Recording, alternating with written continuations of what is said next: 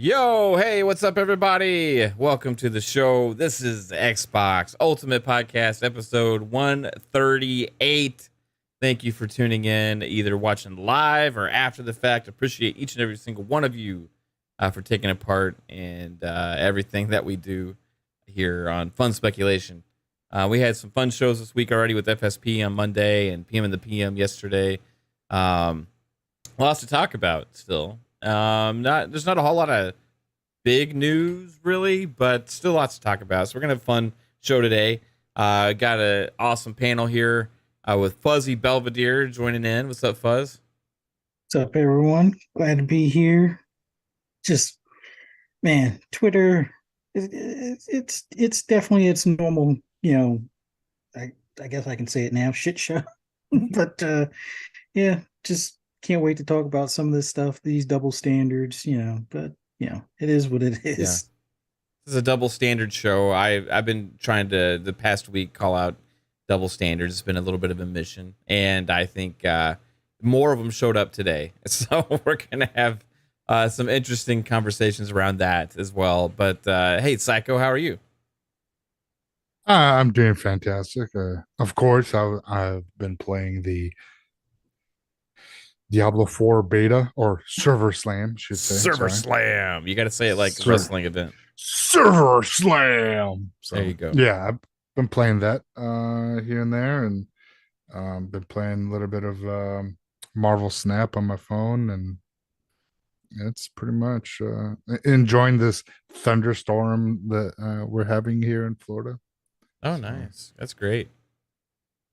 Yeah. It's been humid as balls here lately, man. You need to take that Florida humidity with you. It's been like fuck no, man.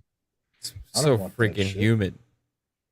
Yeah, y'all just had some storms just by Dallas last night. Yeah, it's like every day is like 40-50% chance of storms right now. That's just like the time that we're in this time of year.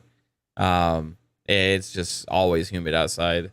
It'll get dry and hot in June and July, in August and September. but right now it's in that like stormy season kind of.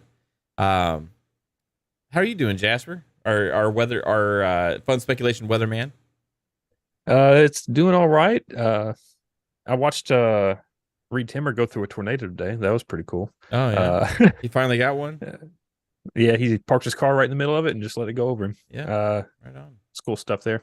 Just playing Diablo, so that's what I've been up to. Hit level 20 with my sorcerer, so I either got to make a new character or just wait for you all to get on so we can fight the world boss tomorrow. Oh yeah, world boss. You're ridiculously high level already for this thing hitting today. It takes like 2 hours. Yeah. Does it seem like the levels are going faster than the previous beta? I don't know if it seems that way because we're missing 5 levels or not, but it seems like we leveled up pretty quick. Yeah. Even with I way earlier, but I was leveling up really fast. Pong, how are you? Doing fine, sir. How about yourself? Doing all right. I'm hot. Good. Hey, everybody. It is Friday. This is Xbox Ultimate. We are back once again with a nice 5-minute show so we can get back into Server Slam 2023 so we get this shit done and wrapped up. No, great to have Diablo back. Obviously, happy Tears of the Kingdom release day. Yesterday we had the review score day for PM and the PM, but today is actual release day, and I see a whole heck of a lot of you enjoying some Tears of the Kingdom. And interestingly enough, in this community, see a whole heck of a lot of you enjoying Tears of the Kingdom, not on your Switch, but on your PC or on your Steam Deck. Interesting. What happened? 30 frames is fine. Game of the year. Let's go. Play it the way that the creators meant it to be played. Come on, you pussies. Play it at 30 frames. Drop it at 20. Get in there. Deal with it because Zelda's the greatest thing ever. It's transformative at 30 frames. So play it right. Stop cheating, all of you. When you gotta when you gotta emulate brand new games to make them better, it's a problem. No, not at all. It doesn't say a damn thing about the game because, my God, the first game ever to do open world with exploration and crafting. It's never been done before. Wow, This is really? an amazing day. Yes, Crazy. yes. So it's going to change the whole entire industry. Listen, I'm of course giving you all a hard time. Happy Tears of the Kingdom day. It is a good day. Like Mav and I talked about last night, part of the golden age of gaming. When we Mhm. talk about it, we mean across the board, wherever you're playing, whatever you enjoy, there's something. And this, we expected this, and this was big. So I hope you're all having a fantastic time. September will be my launch point, and I expect those congratulations back to me when Starfield launches and another Todd Howard game crushes a Zelda game for Game of the Year once again, as it's happened twice in the past. Get ready. It's going to happen. Anyways. What did was it Skyward Sword when Skyrim came out, or Yeah, I think it was yeah, Skyward a lot of Sword. people didn't like Skyward Sword though. It Like, still scored a 95. yeah, Yeah. It still scored a 95, Jasper. It was still critically acclaimed. People didn't start questioning Skyward Sword until later, like a couple Yeah. few Yeah. years, and then they were like, "Well, maybe that wasn't." I so just felt good." dumb doing this all the time. Like, oh yay, I'm playing Zelda. You know, I see a comment from the chat from Baka. Baka says, Baka. please don't bring that why no one talking about Zelda being 30 narrative. Whoever thought Zelda would be at 60 on a 2017 handheld is an idiot. Hope you guys No. are better than that. No, we've consistently, Oh, Baka, consistently, you gotta understand jokes, humor, yeah, humor, sir. but we've kept the same energy. We've said the Switch has sucked for years. Yeah, no. Again, as I said last night, let me explain it. Let me explain it real quick, Mav. As I explained last night, Yeah, Nintendo are geniuses. yeah, Because they lowered the expectations by putting out hardware that was already out of date back in 2017. So no, you're right. Nobody expected this No. thing to do anything but 30 frames. You You know what? I'm actually kind of impressed that they kind of almost got it close to capping. Yeah, Almost. I mean, it's right there. There's a couple drops here and there, but no, that's what they do. Nintendo's are geniuses, so no, nobody expected 30 Yeah, frames, no, and that's for why sure. everybody's playing it on their PCs and their Steam Decks, and not their Switch. It's beautiful, amazing. You know, I think I've been pretty consistent in praising the games and feeling like they've been held back by shitty hardware. I feel the same with Zelda. I said last night that I won't probably play it until the new Switch comes out, hoping that it's backwards compatible with some kind of enhancements. If not, who knows? Maybe I'll Nintendo I'll not gonna figure it enhance out. it though, but it may be more stable just 'cause you have more power. Yeah, for sure.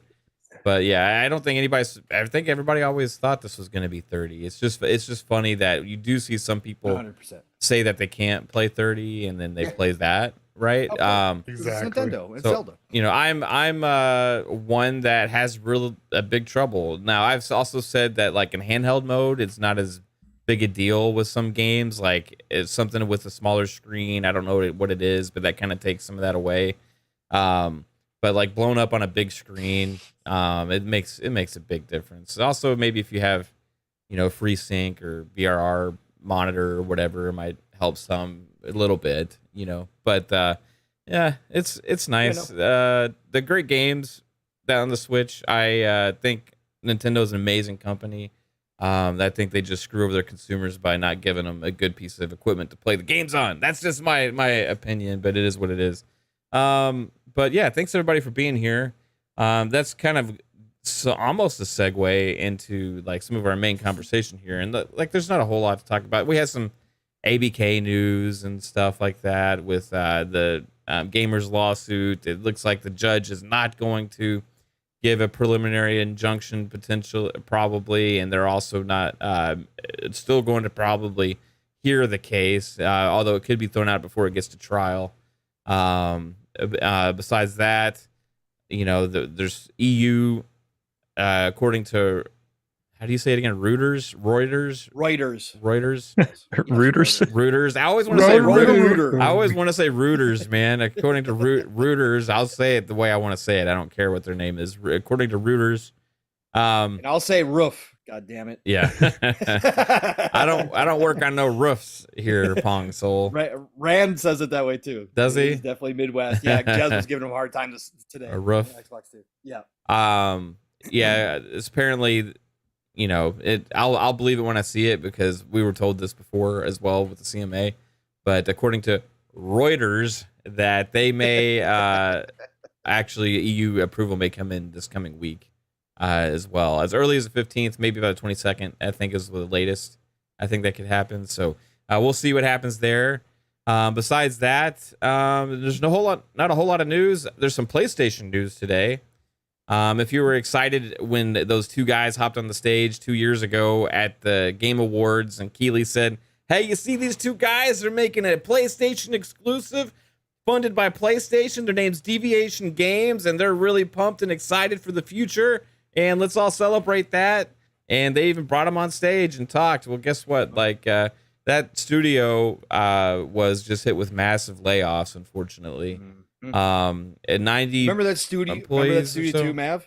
Mav, remember when they went through the tour of the studio too, and they had put up all the Sony artwork everywhere throughout the entire. They were studio? Ready to be acquired to be the next organic acquisition. You know. Yep. And these were ex Call of Duty guys, right? Yeah. I'm pretty sure. Yep. They saw themselves as a seed, and they had just been planted, and they're waiting to blossom.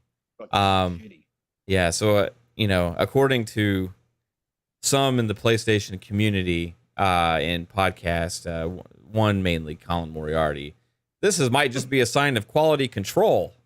Apparently PlayStation liked what they see, and they said, nope, this is gonna, damn you can only make 9s in here. That's exactly what he said, Bev. I was just gonna say, remember our conversation about how people have decided that anything under an 8 is shit now, all of a sudden, and it's one of the worst things ever. Colin actually said, oh no, it's got to be a 9 for Sony, otherwise they're canceling you. Really? Yeah, that's what he said during that. Why didn't they cancel Destruction All Stars? Why did they fund? Why did they fund Forspoken? Like with the marketing. Let me deal? clarify. His quote wasn't like how I just said it, but what he said was they obviously went in and saw it, and it wasn't a 9. That's what he said. Did they see Forspoken? Did they say, "Hey, Square, hey, that's Square. Let's fuck this money off to your shit that you're gonna put out"? How about Destruction All Stars? What do they think about that one? Double standard. But it is sad to see anytime that happens. It's awful. You see studios put all their eggs in that basket, man. Yeah, for sure. People leave. Move. Like they so much involved with so many people, and according to reports, that might be like over half the studio. So, it's sad, and it's kind of a trend right now with PlayStation, and I'll even go back as far as Knights of the Old Republic, which was Aspire, or Esper. I can't say words. Aspire, whatever. Asper. You're right, Psycho. Got that aspirin for me. That studio was making Knights of the Republic, and something happened, and they were excited about it. They had just shown it off. Remember that, guys? They just shown it off, and then like, oh shit, they took it away from us now. and like somebody had a conversation with somebody, and Embracer Group moved that development from them to Saber, I believe is what it was. But it's just like that. There's this. Now there was another PlayStation studio closed. Dreams got canceled. And then there's Dreams. Yeah. So you have game cancellation, studio closures, third-party games getting cut funding probably in more than one situation. But there's never an outcry. This is in the name of quality control here, because we stand for quality at PlayStation. And when one person leaves an Xbox studio one time or for whatever, it's like, holy shit, there's fucking problems in Xbox land. Management issues. Mr. Person left, and it's. Imagine that these reports were coming out from the Xbox side. Oh my god, it'd be over with, bro. Could you guys? One thing I missed on imagine? Twitter was No. Well, Naughty Dog usually tweets out whenever there's like layoffs over at like a Microsoft studio. They're like, "Oh yeah, we're hiring." Come higher. I don't see them doing that for Deviation. Yeah. It's interesting. Shout out to Alvin, hit us with a $5 super chat. It said, when journals take their toll for the Xbox tax, they give those proceeds to the Nintendo coffers. They're just red coat middleman. Shout out to Alvin. Love it, Alvin. Alvin! Nice job. Vic the CLiCK with a $5 super chat says, what's up? I'm ready. Member of the Steam Dick here. Thanks, Pong. The Steam Dicks. Yes. You got the Steam Dicks and the Rogettes. Rogettes. That's right. Yeah. We're gonna have fanboy wars between the Steam Dicks and the Rogettes out there these days. It'll be crazy. Chris Jones, real quick. Chris Jones asked a question. I gotta answer him real quick. Yeah. Yeah, brother Chris. I know you've been really busy lately, but yes, I had Age of Wonders 4 day one, sir. Pre-ordered it. I've been playing it pretty much nonstop. That's what I've been playing for the past 2 weeks. Fantastic. So if you're looking at it, Chris, pick it up. One of the best 4X strategy games I've played on console, period. End of story, and that includes all the civs. So absolutely ridiculously good game. Yeah. Some minor performance issues. Let's not forget, because I don't avoid those. Even though I like the game. I will mention. Anyways, sorry. Doc hit us with Doc 50 hit us with a $5 super chat. The selective outrage. People pick and choose what bothers them. That's absolutely true. That's true in the Xbox community as well. I mean, that happens time to time. There's a lot of gatekeeping of conversation. There's a lot of whatever. Hey, if it doesn't bother me, nobody's allowed to talk about it. If it bothers me, everybody's supposed to talk about it, right? That's kind of the mentality from a lot out there. So you can't really relegate or everything just to that, like, because fanboys are going to be fanboys, people are going to be people, but when it comes to games media and like some of the bigger content creators or people that are supposed to be claiming non-biasness and stuff like that is where you really have a lot of the issues with double standards. I had a post this past week about that kind of. And it wasn't. What would you call it? An experiment? Psychology. A psychology. Yeah, I don't. Psychological experiment is what it was. I wanted to see how much you could make PlayStation fanboys sound like Xbots in 2021. Or 2022. 2022. Yeah, 2022. So I just put out the PlayStation has a games problem in 2023, a first party problem in 2023, which I actually think there is, because we have one big game potentially slated for this year from PlayStation first party. And there's nobody talking about that whatsoever. And I just had to see what people would say. And if you were to just reverse the words of PlayStation and Xbox last year, all the defenders out, in full force, what used to be called the Sony Defense Force, right? SDF. They came out full force, much like a lot of people that won't criticize Xbox when they do anything wrong. We gave Xbox a lot of smoke in 2022 for the lack of first party, right? You sure did. And I think the PlayStation is getting a pass this year about it because they have third-party deals or whatever. We'll see how that AAA game coming out. Xbox. They do have a AAA game, yeah. But at this point last year, so we thought so with Starfield as well, right? So there's not a guarantee that Spider-Man 2 is going to hit. There's no release date yet. The last financials said they have a fiscal year 2023. Yeah. So they have a window for fall 2023. They said that though. So let's do the math here. I want to talk about this 2023. Okay. Now Redfall was a letdown, right?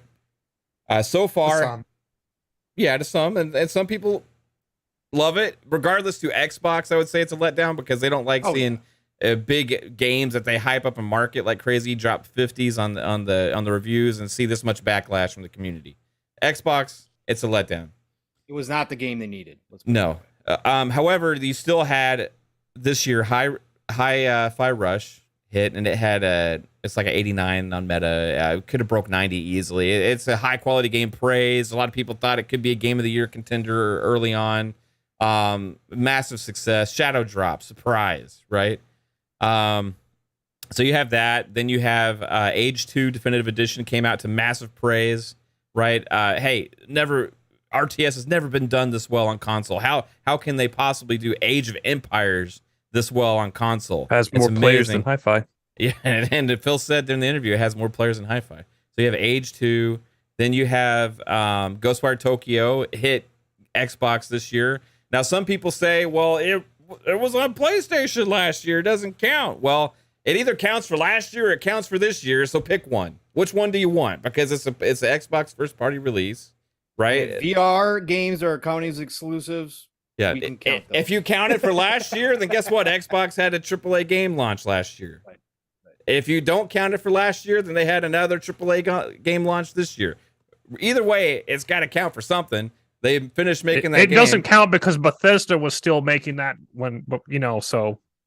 And then if you want to say it doesn't count because it's multi-platform or whatever, well, then I say, well, MLB The Show doesn't count either because I'm playing that shit in Game Pass also right now. So, okay, just keeping it real, right? Ghostwire Tokyo hit. That's 3 so far, right? 2 bigger games already, Hi-Fi Rush and Ghostwire Tokyo. Minecraft Legends hit as well, which, it's not for everybody, right? But it's also very successful in other markets that they usually aren't successful in as well. Correct. So that is a big win for Xbox. Then we had Redfall. So you had Redfall hit. Didn't come out how they wanted it. Still a big game release, right? For whatever it's worth, still a big game release. That's how many are we into? 5 now so far. Okay. PlayStation side, we've had Forspoken. I mean, I honestly wouldn't count third party, but yeah, I know some people do. They everybody in the comments on my thread was counting third party as the way that they support the pipeline for PlayStation, right? So what I'm saying is, if you count third party as the pipeline and model for PlayStation, then you got to stick with it, right? Forspoken is a flop, just like Redfall was, right? So Forspoken didn't hit how PlayStation wanted. Move on past that. Has there been another big PlayStation release since Forspoken? No, the Burning Shores DLC. That's okay. So MLB The Show. You want to count DLC? We got State. We just got fucking State of Decay 2 DLC, like for free, right? Then what else did we get? We get Horizon DLC already this year as well. How much more Sea of Thieves DLC is there? Halo Infinite, content on. I mean, is it really going to count DLC? Right. I'm only the only thing I'm surprised is that they didn't hack it off and expand it and make it into their own fucking game again. Right. They could have done that. VR climb the mountain or climb mountains game. Honestly, the only 3 games I count from the only 3 games I count for them this year that we know about is MLB, Call of the Mountain. I know a lot of people don't count it because it's VR, but I still count it. And Spider-Man. That's the only 3 games I count. I don't count Call of the Mountain either because it's on another platform. If you gotta own a PlayStation 5. You gotta own a PlayStation 5, but by owning a PlayStation 5, you can't play the game. You have to buy another $550 device in order to play the game. And accessory. Yeah, it's for me. It's its own platform with its own ecosystem, right? You technically can play the other PlayStation games. I mean, that's the way some of the Kinect games were back in the day too. The difference is there was a lot more Kinects than there were PlayStation VRs. And even then, we were celebrating the amount of Kinect games that we're getting on fucking Xbox. No, I'm just saying, calling them wins. Like, oh yeah, this first party's really getting this pipeline cranking, guys. We got fucking Fable Journey coming out. Oh yeah, let's go. No, that we weren't celebrating that shit. We were like, hey, I want regular Fable, please. So I'm just saying, resources may be misallocated there, but it is what it is. So they got MLB The Show, they got Forspoken, and Spider-Man 2 later this year. Stellar Blade, they money hatted that as well to get the exclusivity when it was originally announced for multiple platforms, right? So as far as releases go, Xbox is kicking PlayStation's ass this year as far as quantity. And to say that they don't have big games, well, we also still have Forza Motorsport coming. You still got Starfield coming. Redfall was a bigger game, even though it flopped and was kind of bad. Hi-Fi Rush, I would say, is kind of up there. It's not a huge game, but it's bigger than most of the stuff out there. So, not enough talk about that. Instead, what's happened is Redfall has became the identity of Xbox and used as the identity of Xbox, right? What about everything else? What about Age 4 is still happening, right? What about Starfield? What about Forza Motorsport? None of that stuff is talked about. Instead, it's, hey, let's celebrate PlayStation because they have one game coming out this year. that people are excited for, and you can't criticize them whatsoever, right? Well, according to Wikipedia, they do have 2 other games that we're not mentioning that came out in January 17th, 2023. Okay, that is Everybody's Golf 2 and Siphon Filter 3. Ooh-wee. Because it was ported over to PlayStation 5 from like Classics or whatever. Yeah, I heard that was one of the worst. Yeah. Too. Y'all see what I'm getting at here? Like, it's Mav, what are you saying, Mav? What are you saying? I'm saying I'm sick of this double standard, especially when you have these articles coming out all the time criticizing Xbox's output and quality games. Right. They've had one in the last 3 years. Xbox has had one massive floppy dumb failure moment with the game release. With this? Floppy? Yeah, a flop, which is Redfall, right? Halo Infinite isn't where it needs to be now, where it should have been, but it launched in a good state. Where's this talk about PlayStation's output? Where is it? Why are people not concerned about only like one big, massive AAA first party game? They don't want to be on that block list, so they want to keep getting those games. I mean, we know that fucking block list is out there. So yeah, they definitely right now Sony's doing all the right things and with game release wise, not what they're actual doing at Sony. Are they though? So they're not, in their eyes, they can fucking shit the bed, and holy shit, they're doing the best thing ever. They're making sure that these games are quality control when they let people go and close down studios and all this other crazy narrative that if it was Xbox doing the same thing, as you said, it would be this whole uproar. Xbox needs to close up shop. They're done. Look, they can't even keep a small studio open. They can't even bring out a game that is AA, or if it's AAA, they can't fund. They don't have they're holding back creation. They're so big. That's why they need to stop acquiring these studios. What are they going to do with Activision? All this, that's all we would be reading. But Sony does it, not a fucking peep, because they don't want to be on that fucking block list, because right now they like those movie experience games like God of War and Horizon and whatever other bullshit, Last of Us for the 4th time. They like that kind of stuff. So they're not going to talk shit about Sony until Xbox brings out the Starfield, and it fucking is a success. You still spelled it wrong. Did I? I don't know how to fucking spell Siphon. And then Siphon. I'm trying to get it right in the chat. It's P. I think what is it? SIPH? PH. Yeah. No, they spell it with a Y, but I think you spelled it the right way. They just spelled it like a weird way. Okay, got and it. It's just one of those things that it's crazy to really see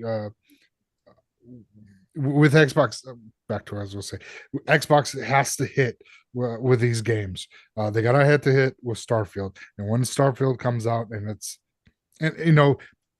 it's a Bethesda game, so it's not going to be 0 bugs.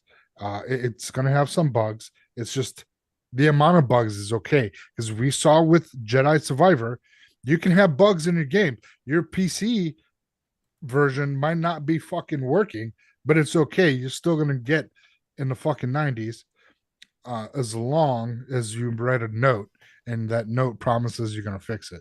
Then everything's a-okay. As long as you get a note from your parents, it's okay. Well, that's what it felt like.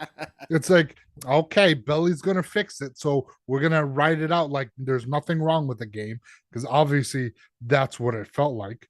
And was there a note for The Last of Us on PC? No, but they did give that a bad score, or not a bad score, but a lower score, and they did. It was a bad score. It was 50. Okay, so they did give them. I thought bad PlayStation scores. only released great stuff. Well, that was it was done by another studio. It wasn't done. Oh, it's not their fault, right? But even though it's the PC's fault. Yeah. And where was the oversight from Jim Ryan to make sure of quality? Well, you see, the PlayStation 5 is the equivalent of a Dog. 6090. So, the new 4090 cards, they just can't run Last of Us. Yeah, exactly. Like you could look at even the PC situation for the Last of Us remake, right? And look at the situation that happened with Redfall. I understand they're different situations. However, when you talk about technically like meeting a certain standard of quality with technical issues, why was there not more like outrage at Sony and calling for Jim Ryan's job, asking for him to be fired when they released a broken game on PC? He's not up front like Phil Spencer is. Jim Ryan's always in the background. Like they don't. If he was like more face of a company and like out there talking, like people would know about him and talk about him. But since he's in the background, unlike Phil Spencer, no one ever talks about it. Yeah. Dude's PS5 was upside down in pictures. Like, and he doesn't even play games. Like seriously, if who people plays old games? wondering, we're gonna have a little bit more PlayStation talk here, and it's not necessarily to shit on PlayStation. Like, here's the thing: I actually don't have a problem with a lot of what PlayStation's doing. Right?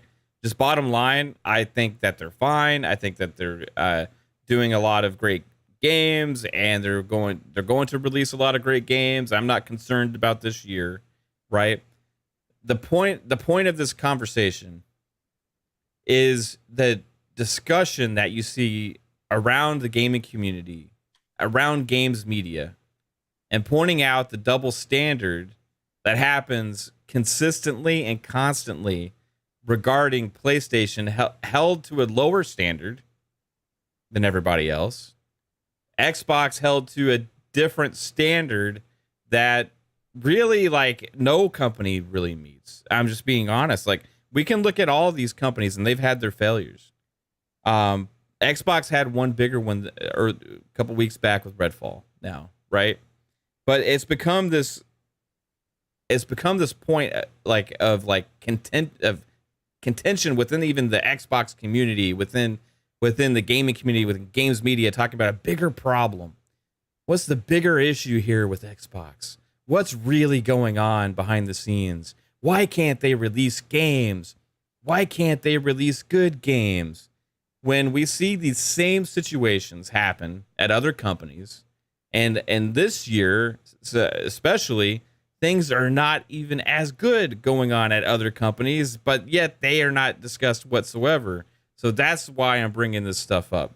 Am I pissed or care about this stuff? That's like I'm excited about Final Fantasy 16, right? I think it's going to be great. I am really looking forward to it. That's a money-hatted PlayStation third-party exclusive game, right? And hey, whatever, Xbox could have done the same thing if they really wanted to another company and overpaid, outbid Sony or whatever, but they didn't. It's not their MO, right? But if that's the model for PlayStation, relying on third-party games to fill in the pipeline, which was the consistent talking point that we saw on the post that I had made in my little social experiment. Guess what? If that's what you're counting on, if that's the identity of your brand, if that's what you're counting on to bring people to your ecosystem, that's the games that you're counting on selling, then it matters the quality of those exclusives as well. You can't have a Babylon's Fall. Do you think that people are still kind of living like in the past with it? Because like in the past, like the 360 generation, PlayStation 3 generation, stuff like that, like you would only get like 2 or 3 first party games a year at best. Like that's where the narrative, like Halo, you get Halo a year, Gears the next year, and then Forza the next year. Like we've never really, like, we're just now getting to the point where we have multiple games every year from first party, like big games. So like I think it's still kind of like people have that mindset where it's like, I'm used to just one big game a year or whatever. Well, they don't act that way on Xbox. Maybe so, but why isn't it the same on Xbox? Like I said, we already had 5 games dropped this year. There's still Starfield and Forza Motorsport coming, potentially even more. We don't know what's going to be revealed at the showcase, but this year is no concern about PlayStation because they have one game. It's just the thing. And if nobody was saying anything, Jasper, about this stuff, then I'd be like, okay, everybody's cool with it. But we have articles written from like, oh, Pong's making boss face. We have articles written from places like GameIndustry.biz, stupid smut site articles written from places like Game Rant, and what Playboy's getting in on this? Yeah, what's going on? Game Rant's a smut site now. Hustler? They're not What's gaming journalism anymore. You have these different articles, and which goes into talking points of big creators and people that are podcasters and all these kind of things within the PlayStation community, echoing out this message. And it's even leaked into the Xbox community with some of their fans, like, "Oh, I'm sick of Phil. He can't do anything now. Like, everything's so bad." Like, man, we were eating good this year. Yeah, well, see, the thing I'm thinking a lot of this is maybe they're being so strict on Xbox in hopes that they would turn this fucking ship around so they can get on from underneath Sony's thumb, where they kind of like feel that they have to give this fucking reach around for them, this ego fucking testicle, like, we are Sony, you can't match us, we're the best, everyone is inferior to us. Maybe that's why they're so hard up on Xbox, hoping that they start putting out these quality games so then they can come back and say, I mean, like, to be fair, like, Microsoft has always had like negative kind of representation in the press, like going back from like to the 80s and stuff, like, well, so it's like that Microsoft, but Xbox, like during the 360 era, and even Xbox, the original Xbox, there wasn't this negative notation towards Xbox. Only when in the that whole Xbox One TV narrative with the DRM and always connect, and then we got a console for you. It's a 360 comment from Don Matrick. Like, he really fucking, that turned a lot of people off and pissed them off. So here comes PS4. It's $100 cheaper, 1080p graphics versus 900p for Xbox. So it's like they always been the more powerful console throughout the generation, through each generation. So it's like, okay, they're going there. It's like you can see it wasn't the identity of the Xbox console for the gamers during that Xbox One. It was more for the, let's get this console into the family rooms of homes, so let's get the casuals to buy in this. And it's like they felt like they turned their back on the hardcore, the fan base.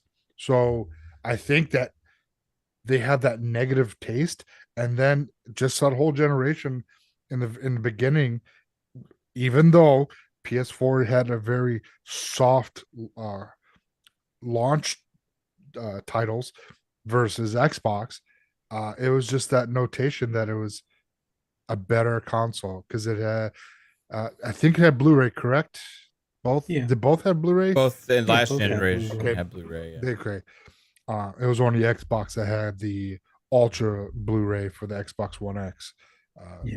Not the PS4 Pro. So, yeah, it just, I think that happened, and then it was just easy to dogpile, and they saw the fucking clicks and the ad revenue and all that, and then it just hasn't stopped. So now it's more of a, it's a money, it's making the money. So when Xbox does turn it around, and then they say they see that Xbox is putting out the quality, they can make some of these negative articles towards Sony, but it won't be as bad as we will ever have as it's right now with Xbox. I don't think Sony will ever get to this point unless Xbox is fucking destroying PlayStation after in the year or so. Yeah, I think. Well, I mean, I don't think that's gonna happen. I mean, I don't think there's a future where Xbox destroys PlayStation. Like, I mean, unless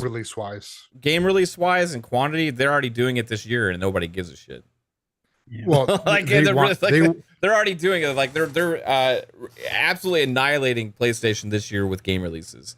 First party wise, we know that, and once if Redfield came out good, we would have not seen a lot of negative press. Yeah, and that's my point. Like one bad game like has become the identity, and like this whole turning point almost. It seems like where it's like, you know, we had last year was rough, right? 2023 has been amazing, and not just for first party, but for third party. And it was the first big game that we were getting new exclusive IP, you know, Arcane and all this stuff. There's a lot of hype, and it flopped, right? So it's become this thing about like there's a bigger issue here at hand, right?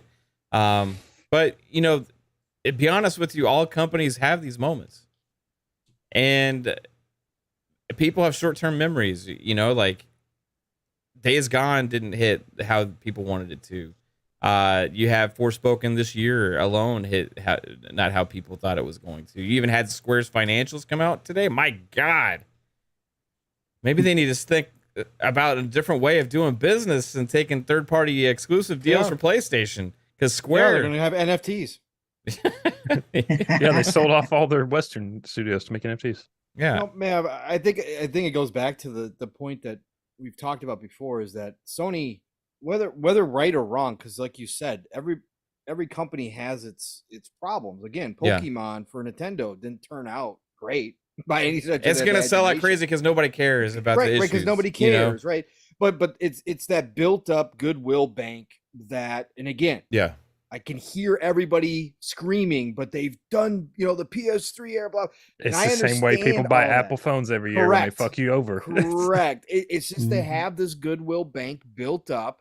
And so when something like a Days Gone hits or a Forspoken fails, even if it is third party, but it's an exclusive, that stuff just gets brushed underneath the rug because people don't look at it that way, because for the majority of that fan base, Sony's still giving them the games they exactly want, right? They don't want games like what Xbox is giving us, right? Because that becomes a preference.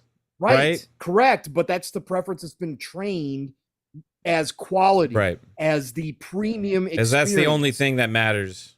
Right. It's that narrative movie-like game experience that they get on Sony that everybody has fallen in love with, or I shouldn't say everybody, because obviously there's a lot of us who don't care about it, but the majority, the masses, and especially like the media, they all look at that because, again, the games industry has always had this little brother syndrome in the entertainment industry, right? They've always been the underdogs. They've always been the forgotten entertainment.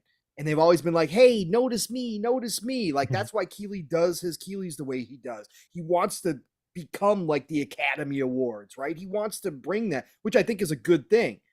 But again, the journalists within this industry are the same. They want to feel like they're more important than they actually are, just like we see movie critics. So they want this medium to have that movie-like quality. So when they talk about it, they can talk about the feelings they got from the game, and they can talk about all of this stuff that sure can be very important, but there's more genres of games than just that. But that genre in particular, the one that Sony built an entire generation on, is the one that everybody holds up as the shining example of gaming. And like, oh, look at this. These games have character development like movies. They have the emotion. They cover deep topics and all that kind of stuff. That's what they uphold as like the best gaming experiences, where the rest of us are like, give me fucking Diablo 4. Give me just raw, you know. And obviously we all have tons of different likes, and we do like those games as well. But it's just not that shining example that they have over there that everybody holds up. So they've got all this goodwill. So when the ones that drop, they just go, whatever. We still know we got Spider-Man 2 coming. Oh, well, we still got The Last of Us 2 to fall back on. Like, that's just how they act. There's an interesting thing here, too, because we know that the amount of active users on Xbox ecosystem is higher, right? But it's treated like PlayStation is the only place that has a large high-end user base or whatever of games, right? It's just not, and it's not true. But I feel like maybe Pong, the conversation has changed for Xbox, where like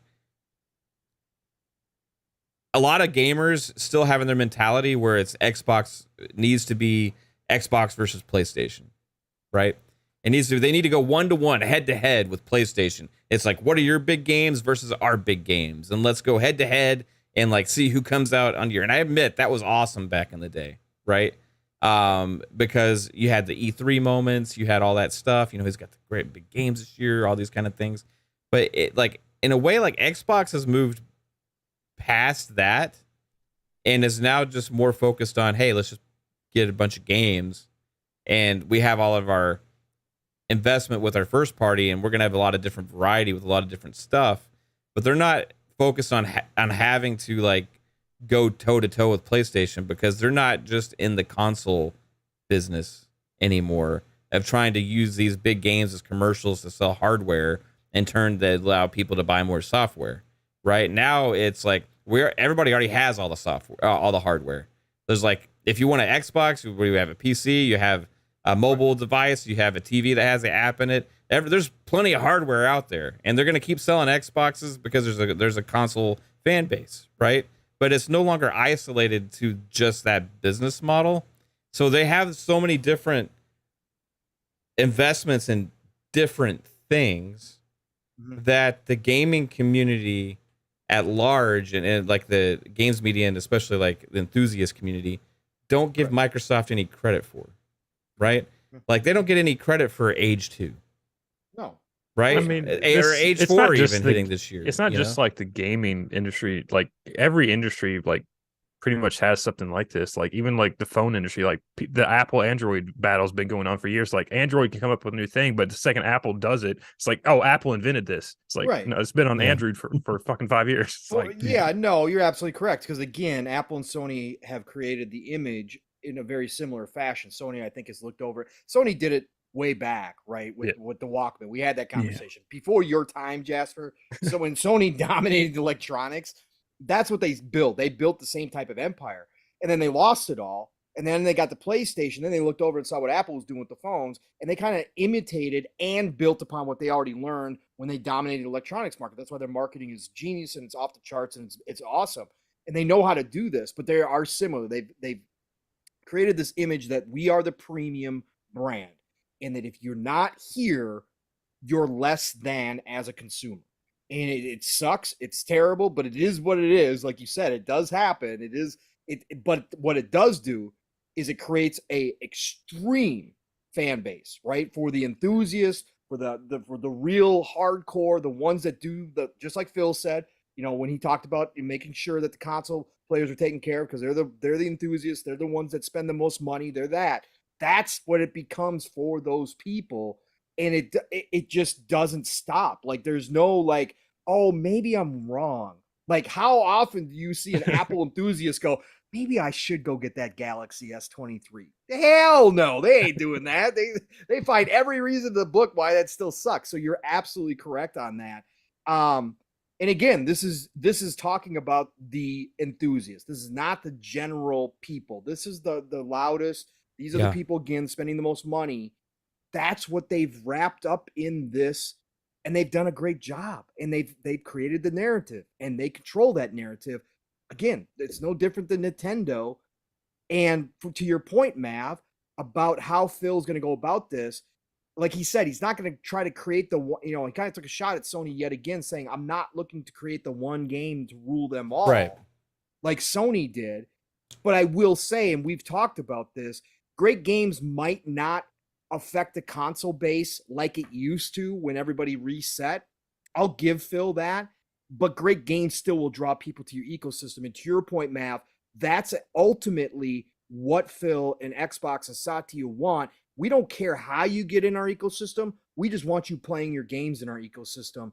And those great games, like if it starts in September with Starfield, and Starfield is another generational Todd Howard game, you will see some of that narrative. As much as the media might try to pick apart Starfield or might try to lower the score than what they used to get when they were multi-platform, you still will see the undeniability of a Skyrim, of a Fallout in a brand new IP like Starfield that will draw people into the ecosystem. It might not be through the console. Yeah. Or it might be in a secondary console, but it will start to happen. And if they build off of that, if Hellblade 2, Forza, Avowed all show up in high quality, even though they're not necessarily, well, Hellblade is. Hellblade will be closest to the Sony style game. But even though those games won't necessarily be the Sony style, third person over the shoulder, narrative driven game, you'll still see more people show up. You'll start to see people start talking differently about Xbox if they can get on that roll. And that's what they need to do. Yeah, right on, man. Even with diversity. I mean, again, that's what I'm saying. Ultimately, they don't necessarily just, again, I never wanted them to copy Sony. A lot of people always say that, oh, you guys just want them to copy. Hell no. I love the diversity. I want my RTSs. I want all of this stuff. Yeah. But they can do it that way, even if those types of games in a single fashion don't get the attention that a Spider-Man 2 or a Last of Us does or a God of War does. Collectively, if you build a library of really high quality games, no matter what the genre, eventually that adds up to maybe that one singular game that Sony fans like to hold up. And plus you got stuff like Starfield coming and, like that's what I'm saying. Yeah. Starfield So is going to be huge. I think that there's still that, those games that could hit like that, but like they're not in just 100% reliant on them like Sony is. That's a big difference, right? So a $5 super chat from Chris Jones says, hell, even Lognet had an article come out that was pretty crazy that I didn't agree with Saturday about Phil and Xbox. To speak on that article, because I did read that, and that in some ways was somewhat like the gamesindustry.biz article in just one scenario where it completely dismissed everything going on with Xbox in the bigger picture. It's like a lack of acknowledgement for everything that they're doing, and instead of just focusing on this one narrative, right? And these kind of things are exactly what I'm talking about, because people are actually thinking this stuff, right? So I want to have this discussion. That's why I put the post out there, because like I'm really looking at it, seeing like I think we're living in a delusional world a little bit with what's actually going on in some ways, and there's no sense of acknowledgement for all these studios, the games they're working on, the games that have already released this year, the games that we know are still coming out this year. Instead, it's a focus on, hey, what happened in last year, right? Again, and like what happened with Redfall, right? And we can only focus on the negative, right? Or you can look at the bigger picture and look at everything. And to me, there's a lot more good than there is bad if you're in the Xbox ecosystem. And that's insane to me. The people act like there's nothing, right? Like there's no games, there's nothing, when we've been playing all these damn games this year. And it maybe not every game's for everybody, but there's so many still coming out too. And people also act like these consoles are only first party machines. Yeah, again, but you're not cool if you only like Xbox, whatever. You're cool if you like PlayStation. I think that's a lot of what it comes down to. That's is a just cool like card thing, a mind share. We talk about that a lot. I think that's a lot of what it is, though. Is like people, they want to portray that on social media. They want all that attention. It's like, look, I'm cool. I got a PlayStation. Fuck Xbox. Like I think a lot of people are just being fake like that on social media, and they're not wanting to be honest with either themselves or with each other. It's like, well, it comes down to. At the end of the day, like that's a problem that Xbox has that they need to solve. Right. And it's a hard problem to crack, because, if you're like seen as like the Walmart brand, you know what I mean? And the other, and they're Nike or whatever, or you know what I mean? Like, it's a hard thing to overcome that, even if it doesn't actually equate to reality.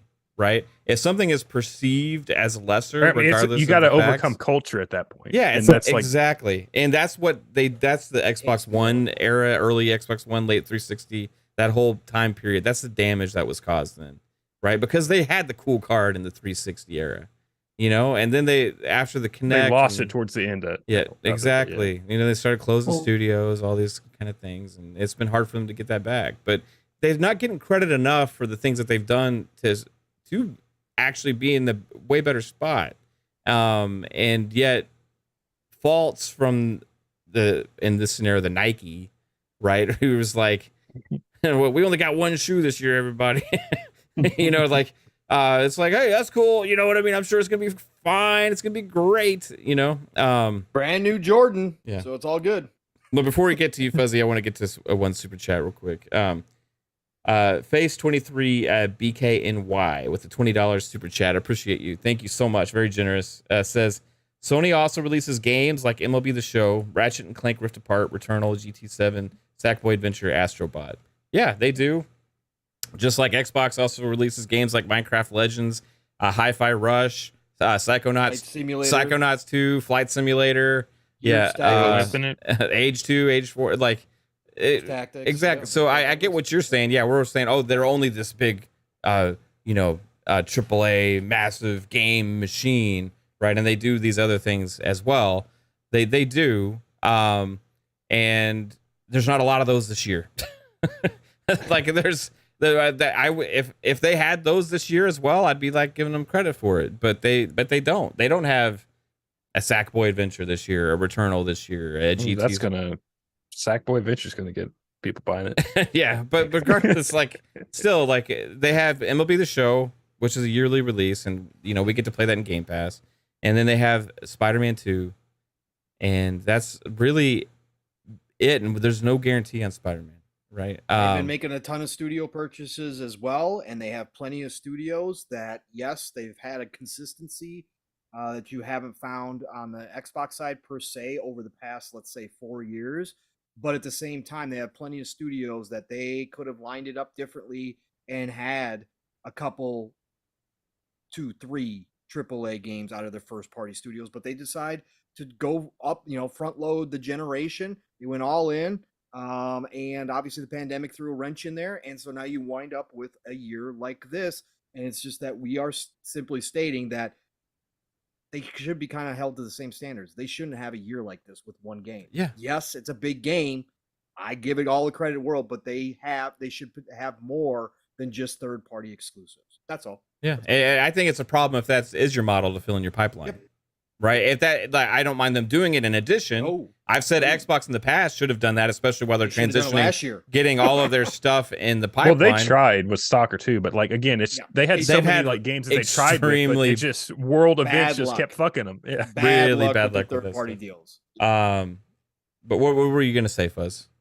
Well, my big thing is I wonder why Xbox doesn't do the third-party deal. Like I get the whole Tomb Raider thing where they got the backlash, but it makes sense to have those third parties to fill in the gaps, because considering like for a year like 2022, that should have been something on the table where they looked at what was out and available and picked up something at that point where maybe it's not a complete exclusive for forever, but at least for a year or something, to the point where take that heat until your stuff is ready to go. Well, Fuzzy, to your point though, like also Fuzz, like before, I think it would have made sense. Like when they were transitioning and all these games, all these studios they acquired were developing stuff they weren't out yet. There were years on the horizon. They had all these other games that they had under contract for these studios that they acquired as well. Yeah, I mean, they literally released 2 games exclusively on PlayStation before they came to Xbox because of contracts, right? Yeah. Psychonauts 2 was another situation where that was a multi-platform title that could have originally been exclusive. Then you also had Wasteland 3 was a similar situation. Outer Worlds 2. I mean, you can go down the list. There's like a ton of them. So these studios are going to be, a while before they're going to get their next projects out. Compulsion's taking a long time. They've also supplemented their third-party deals with going to Game Pass instead of buying outright. So back then, and I criticized them for this. Like I said that Phil and the team should have foresaw this shortage of that 2020 had and 2022 had, because it wasn't just 2022. 2020 was pretty shortchanged with first party as well, right? So they could have foreseen that and stayed on that third-party deal pipeline a little bit longer. Phil doesn't like doing it because guess what? You get bit in the ass, right? They've gotten bit in the ass in the past. Sony gets bit in the ass now with some of their third-party games. So that's why they don't like to do it. However, I said that they should have. However, now I don't know if it's necessary, because now you're hitting that pipeline of the stream of games like you're supposed to be getting to. We've already had 5 this year. You have a few more hitting. There's a potential you could have, 8 or 9, maybe even 10 first-party releases in the Xbox ecosystem this year. They need to put more games out. One every month. So there's a lot there now. So if the pipeline going forward stays like this year, I don't think they need it going forward. However, they should have had it in the past. I think still, Yeah, I think until they actually reach the 4 games a year or 1 every quarter, they should have made it an extra effort to go ahead and still fill their pipeline with third party. Yeah, and it also seems like they pick, like it's always like the one they pick is like the stepchild one kind of deal. Like and there was nothing wrong with Wolong. Wolong was a good game, but I think Ronin would have been the bigger game to pick up, because Wolong was already going to be, multiplat. It's just that it wound up in Game Pass, but yet Ronin gets to be an exclusive, and that should have been something that they. I wonder if that's actually the third-party publishers being like, you can get our smaller project. We're giving the big one to Sony because we know we have a shit ton more players over there, so we're going to get more money out of it. Like Microsoft has to pay twice as much just to equal what they would get with Sony. Like. So it's like, we'll give you the secondary game. It could come to the fact that the just the way that Microsoft's MO right now is not to do exclusivity deals as much as it is to do Game Pass deals, right? Yeah. And PlayStation's paying who knows how much for some of these exclusivity deals. And I agree, like in the past, I think that would have made a lot more sense.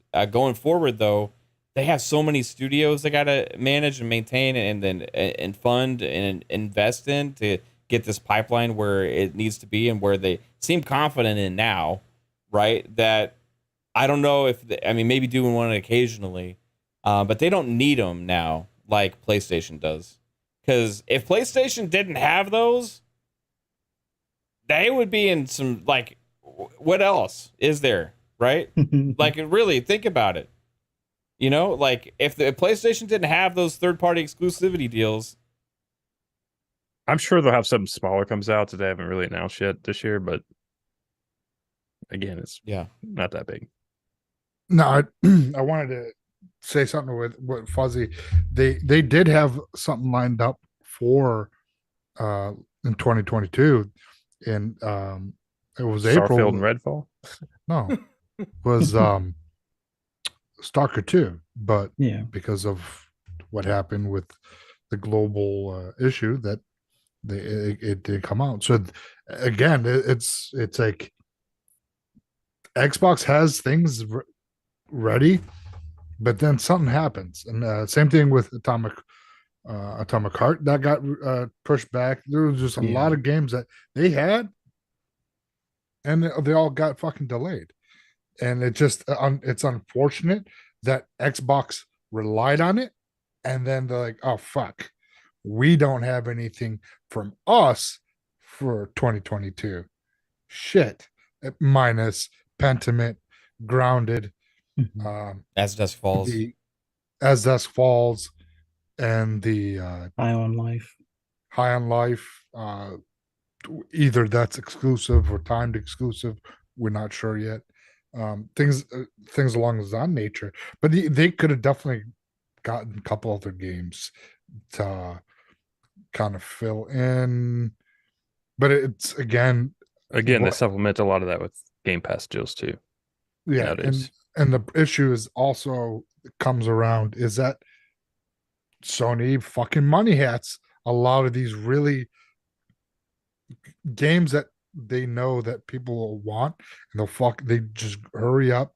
It's some of that, but it's also Microsoft's changing strategies. Yeah. Well, yeah, we know they're not going to be the old timed exclusive like a year or two, like Well, Sony's doing. we right also now. got to look and be real about double standards again, which is the topic of the show. When Xbox did that, they got shit on majorly for doing it. Yeah, well, they got the crap from somebody that claims they're a Xbox podcaster and continues to berate Xbox, and yet don't worry, he drives a Tesla though. and celebrates it when the other side does it. Like, so he's the key epitome of double standard.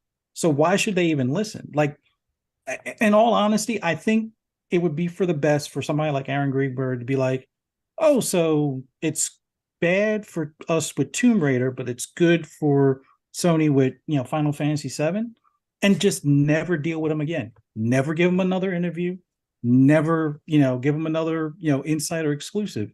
You want to complain about what we do and cheer when the other guys do it, and you're quote unquote running an Xbox podcast, fuck out of our face. That should be the end of it. Like, I think the biggest problem with Microsoft, in the sense of from a marketing standpoint, is that they don't have the pitbull or the cojones as the face of the marketing aspect. Like, there are some times where they need to just either ignore what some of those voices say or make it a point to counter it.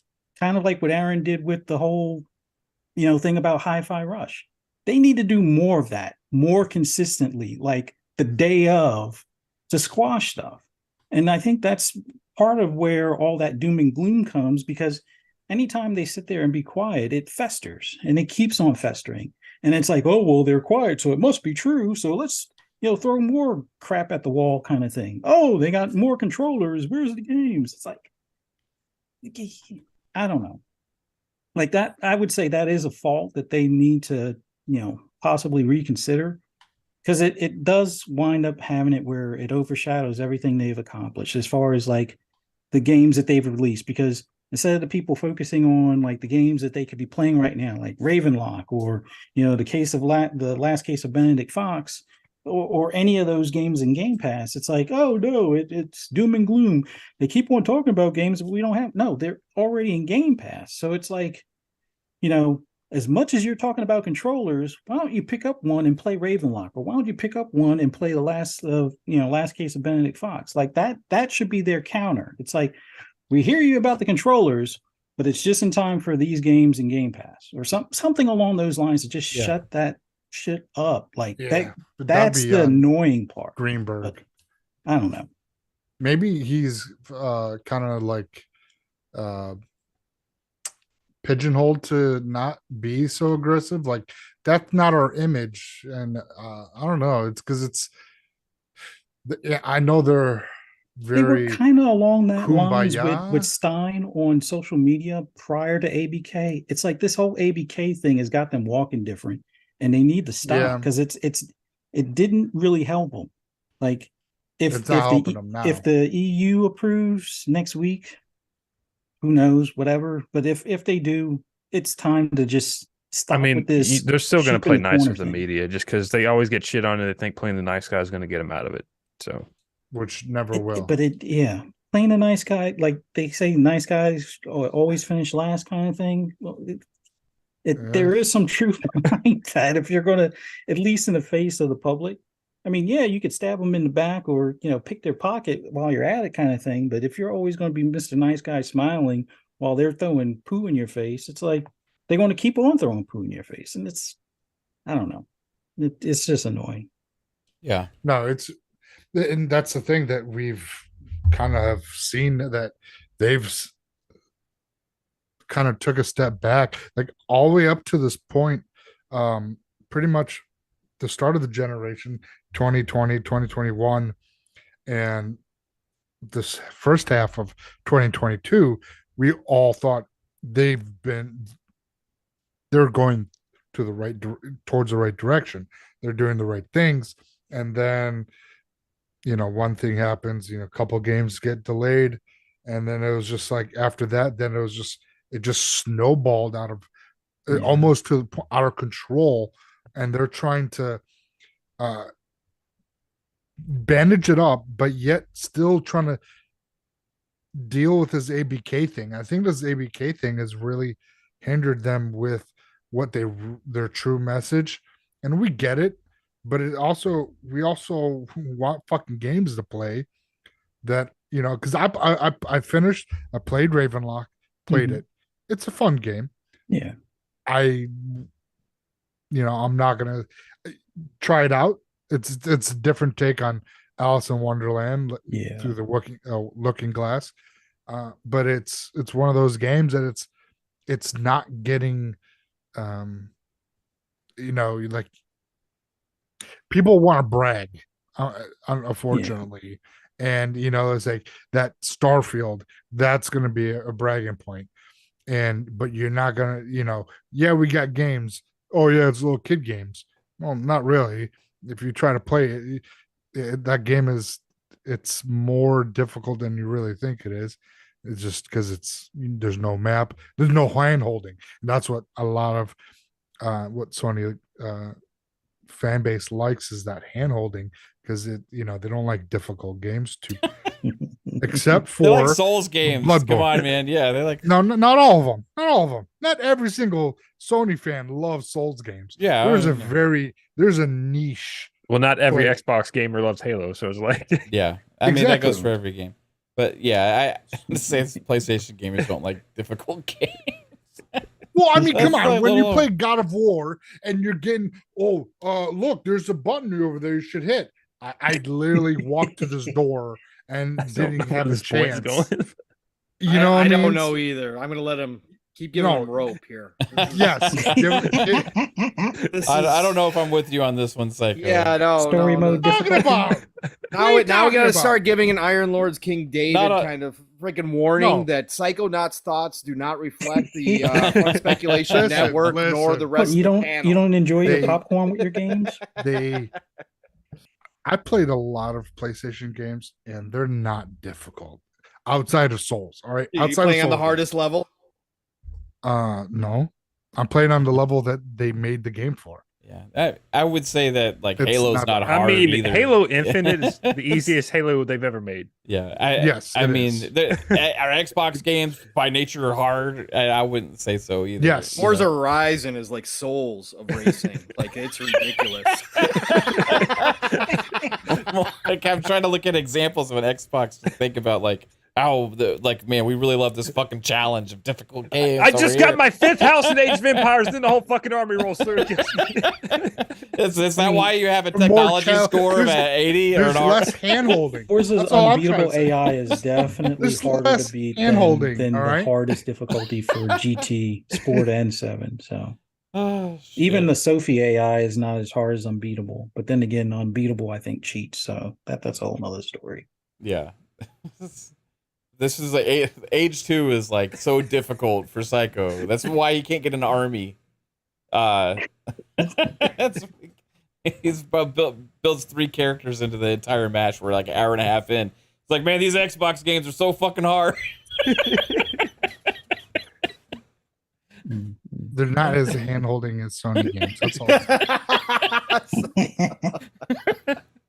Oh my god. We'll see Psycho when Hellblade 2 comes out, because you do kind of have to compare apples to apples. We'll have our Xbox version.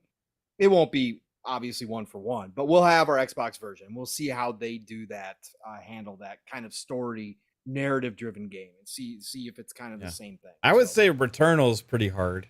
Yes, Returnal's is difficult. Yeah. It's made to be. Demon Souls, it's hard. I don't know. I would actually make the argument really doing this. The argument that there's more difficult games on PlayStation than there is on Xbox, to be honest. Games have gotten easier in the past couple years than they ever have been. Of course. You're talking to the NES generation with Ninja Gaiden. Yeah. Good luck, anybody. That's funny. I think mainly it's because they're story-based games. Yes. Is what you're getting at. Right. They're narrative driven. They're not really by nature difficult, right? Where are those games on Xbox? You know, I don't know. Like Peppa Pig. It's about the equivalent of God of War is Peppa Pig. Oh god. Oh Jesus! Wow! God. Somebody clip that, post it on Twitter, tag Psycho, and then tag every Sony fanboy you know, please. Oh, please. Oh don't. my god! Oh, that will trigger them. Can you That will imagine fucking God of trigger War? Did you do mods the on hot air PC balloon with ride in Peppa Peppa Pig? That level was pretty challenging. I don't Wait, know. what? I haven't played that. Again, Pig?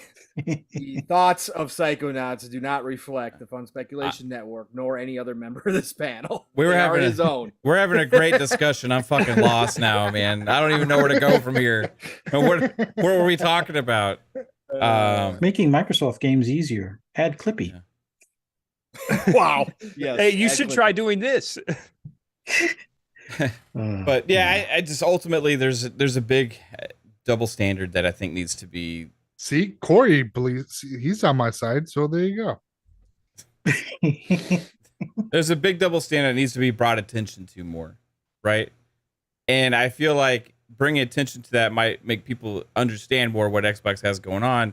Now, not everything is going to hit, not everything's going to be great, and we can criticize the individual issues at hand when they need addressed, right? But there's been this ultra doom and gloom because of this, I think, delusional state of mind about what's happening and where we are now compared to where we were in the past. Like, it's in a completely different place. Like, look at these fucking games that we're gonna get. After the showcase, I made a post. Like, everybody that's saying they're gonna sell their Xbox is like, right now, after the showcase, they're gonna be like looking through the fucking window, be like, oh my god, what am I missing? What did I just do to myself? There's so much coming, and it's not just this year. It's gonna happen again next year, and the year after that, and the year after that, and the year after that. Because they got the studios now, and they are confident now in hitting that pipeline finally. So it is what it is, and we're already on track for this year to having more first-party games releases since we've ever had, like since the 360 generation. So like, and even then, did we ever have 10 in a year or 8 in a year? Like, I couldn't imagine that, really. I mean, possibly, like if Xbox Live Arcade, maybe some of those were published by Microsoft. I don't know, but like, there's already 5 in. You saw Forza and Starfield, right? So one more game makes it 8. Aura may hit this year on PC. If you want to count that, I won't. But there's other games too potentially could even hit. Then you have the third-party stuff for Game Pass. Nobody talks about that. For me, that's almost like filling your pipeline. You want to talk about filling your pipeline with deals? How about filling your pipeline with giving games to players that are already in the ecosystem at no extra cost, right? Like, you talk about games like Silksong, like Replace coming. They're not the biggest games, but those are going to be really popular in the indie community. Exceptionally, Silksong is going to do numbers. I'm telling you right now, it's going to be a massive success. Honestly, that's why I didn't have as major problem last year, because Xbox, we had some third-party games last year from Game Pass. So I was like, okay. Yeah. Face 23 BKNY. I'm assuming that means Brooklyn, New York. Shout out to you if you're in Brooklyn, Face 23, with another very generous $20 super chat. I appreciate you.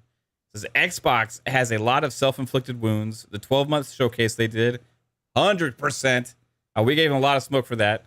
They messed up their Halo franchise, 100%. We gave them a lot of smoke for that. But bragging about the world's most powerful console and PS5 in most cases is running the games better. I wouldn't say in most cases, but in some very significant cases, they have been brought to light. And that's a problem too. Yes, that has been an issue. Promise of 60 frames per second, etc. Yes. And this is why we criticize the individual issues, right? And I agree with you on every single one of those points. And on this show and on our channel, every single one of those points that you've raised there, we've actually criticized them for, actually. Like, and it's okay to be critical, like, as well. And I feel like some people are the opposite of, like, and they're just, like, in this delusional state that everything's always rainbows. You know what I mean? And, like, there's sometimes you gotta let them know what's what. But that's not, like, you can look at those issues and say, well, this is everything. Like, there's a lot more. And again, those are the negatives. You know what I mean? But there's so many other things happening that are positives that never get discussed, never get talked about. We try to, right? We do quite a bit, and we'll be having a lot of fun talk around the showcases this year, and looking forward to what's going to happen and all the games getting announced. Overall, though, in the community, there's not a lot of talk about a lot of the games coming still, and a lot of stuff that's happening. I've noticed that like E3 this year's like been pretty quiet. Usually like 2 months before, like people really start talking about it, but this year it seems like really quiet. Like it hasn't been talked about as much as it usually is. Yeah, there's no E3. Well, I mean, yeah. We haven't seen E3 at all. Vic the CLiCK Vic the CLiCK with a $2 super chat says, "Can I please clip that and us and use it, please?" You absolutely can. Psycho thinks that was it God of War is the Peppa Pig? It's like Peppa Pig. God of War Ragnarok was on par with Peppa Pig. Oh, on par difficulty wise. In terms of difficulty.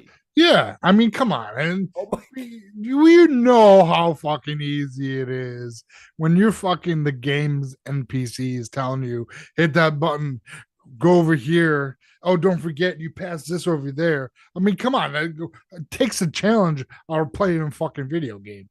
That's the same shit that's in Peppa Pig. That's my comparison. That's why. That's all. I'd probably still get lost. Well, Papa Pig's glasses can spawn in 3 locations in the house on the first level. Did you say see Papa Pig? Whatever the fuck his name is. Peppa. It's a girl. The Peppa. father. Oh, yeah, father. but the father. Oh, like, Papa Peppa's the Pig. daughter. Okay. yeah. Papa Pig. So get your Papa Pig shit right, man. I'm sorry. I used to watch it all the time. My daughter used to love Peppa Pig. The only reason I know that is because I 1000% of that game. Or Yeah, sure. I did. It's easy achievements. Yeah. Was it? Did you 100% God of War Ragnarok yet? I didn't play that, Okay. but it's easy achievements also. Right on. How many achievements do you have in GT7, Fuzzy? I mean trophies. I'm sorry, trophies.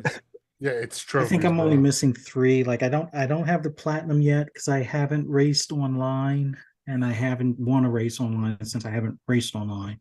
So I have pretty much all the other ones. Kate says it's Daddy Pig. Whatever the fuck. Daddy Pig.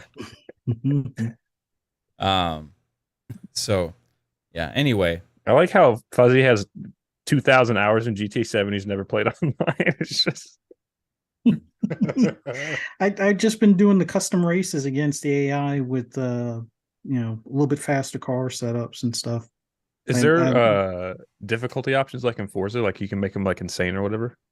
There's difficulty options, but they're all easy. I mean, even when they okay. had that Sophie AI, it wasn't that hard. I mean, the one-on-one, as long as you can get in front of them on the first turn, you can usually keep it all the way through as far as the race. But as far as their hardest difficulty, it's easy. So I have to detune my car by at least 50 performance points to at least make it somewhat even. To make it even harder, make it like 100-point difference where they have either better tires or have like a better engine setup compared to the car I use, and then start at the back of the pack and try to make it to the front in 15 minutes. So I can usually do it in like 5 laps or like within the first 6 or 7 minutes. Right on. I got a question. I think Forza is probably more difficult on the difficult settings than GT7. Yes. I'll give Psycho that. I have a question. This has nothing to do with what we're just talking about. With the Diablo 4 server slam, once you reach 20, you can't go above that in skill points other than what you get from Armor and stuff. Yeah, armor and doing the certain things. I forget what it was, but you actually can get money, experience, and skill points when you do a certain challenge, I believe, or something like that. But before, when we last beta, when we had up to 25, we had a good feel with the skills, what we want to run. Did they say that they were going to allow more skill points to be accumulated, No. but you can't level up? No. No, I went back and watched the video. This was not about us playing this. This was simply about the server servers. test. Yeah, that's all this was. I went back and watched the dev, and Ferguson made that quite clear why this was not about testing any. They've got the balance where they want it right now. Again, this is the closest. This is very close to that what the actual release is. There's not going to be a lot of changes at all. He said we're too deep. He said it's gone gold. He said we're not going to be changing things. So this was strictly about the servers and about making sure the launch day was good. So that's why. And they couldn't have chose a worse weekend to play it. Right. They should have probably looked at that a little bit. Tears of the Kingdom, and probably said, probably going to be missing a couple million potential players. Well, they could have done it the weekend prior. Yeah, they could have. I don't know. But yeah, no, that's what he said though, Psycho, when they talked about this, why they weren't going to have it. No, I think this is a perfect weekend. This will go to show the staying power of Diablo versus Zelda. Mm-hmm. I don't think they. I think they still have a decent load on the servers in comparison. Oh yeah, I'm sure they do. Yeah. There was plenty of people on Twitter today saying they weren't playing Tears of the Kingdom; they were going to be over on Diablo. So far, besides Starfield and Age 4, and Forza, what else is probably slated for this year on Xbox? Is that the main three? Because that's 8 games if they release all 3 of those. Hellblade would be number 9, right? So if they make it, and there's some smoke that could happen, right? Yeah. There's still smoke that could happen for sure. But there's that's your main game. A chance of some smaller thing they haven't announced really, but. Did you? And if we're counting DLCs, there's probably more DLC coming for games as well. Those are all big releases. These DLCs. Well, we had Forza 5 DLC this year. Yeah. I mean, you consider Spider-Man Miles Morales a full game, but it's DLC. But we'll count that. No, talking about Spider-Man Miles Morales. I don't know where that came from. I'm just comparing DLC We're doing Xbox DLC. now. We're doing Xbox now, sir.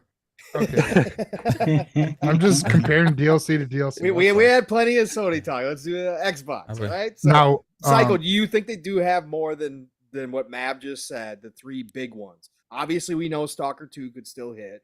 We know that kind of stuff. But out of the first party, do you think there's anything else besides that we haven't seen or heard about?